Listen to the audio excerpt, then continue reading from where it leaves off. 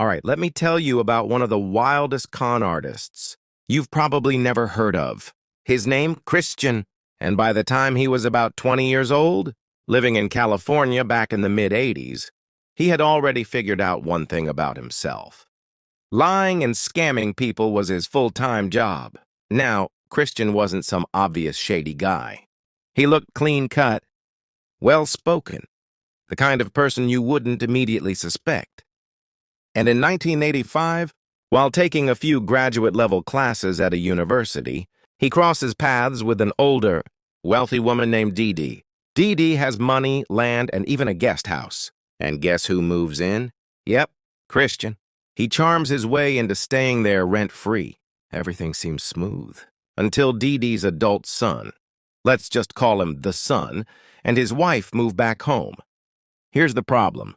The son wanted that guest house, but Christian was already living there. And unlike Dee Dee, the son wasn't buying Christian's nice guy act. He started noticing red flags. How this random young guy seemed to be taking advantage of his mom. Eventually, he confronted Christian. But Christian wasn't just a liar. He was dangerous. The confrontation turned violent. Christian killed the son, first hitting him with a blunt object, then stabbing him. The son didn't survive, and the nightmare didn't stop there. Around the same time, the son's wife mysteriously vanished, too. Most people believe Christian was behind that as well. He buried the son's body in Dee's backyard and then spun a crazy story to Dee Dee. Her son and daughter-in-law had gone on a secret mission in Europe for the government. Shockingly, Dee Dee believed him. She even repeated this story to friends and relatives whenever they asked why her family had disappeared.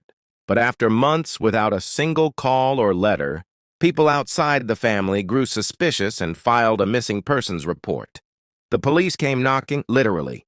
They searched Dee Dee's house, asked questions, and even spoke to Christian.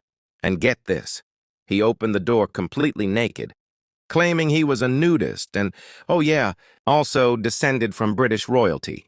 Totally bizarre. But with no hard evidence, the cops left. Months later, Christian packed up, drained Dee Dee's money, stole the son's truck, and fled across the country.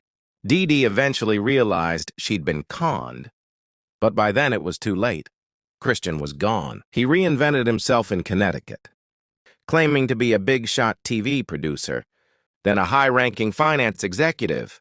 No experience, no credentials, but somehow people bought it.